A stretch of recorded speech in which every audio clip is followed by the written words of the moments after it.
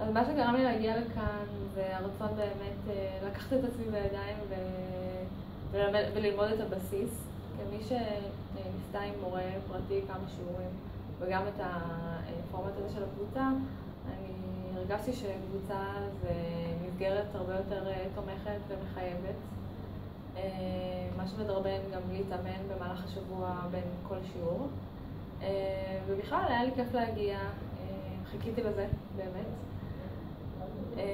כיף לנגן עם כמה אנשים ולקבל פידבקים, זה יוצר איזושהי תחושת מחויבות. אתה מרגיש חלק מקבוצה, זה ממש נחמד וגם האווירה פה ממש ממש ממש תורמת לזה. אז מי שמתלבט וחושב ככה לנסות עם עצמו חבל, אני חושבת שכדאי לבוא ולקבל את הכלים ממורה מקצועי ועם קבוצה תומכת וכיפית של אנשים שהם סך הכל בסטטוס שלך. בהחלט מומלץ.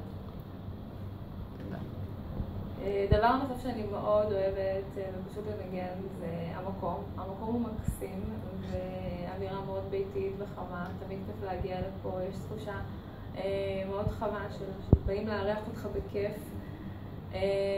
ומעל הכל זה הרגשה שאנשים עושים את מה שהם אוהבים מכל הלב ומכל הנשמה ורוצים שתצליח ורוצים שיהיה לך כיף עם כל המקצועיות שבעולם, זה לא גורע ולו מעט מהמקצועיות של המורים ועם גישה מאוד רצינית ללימוד עצמו.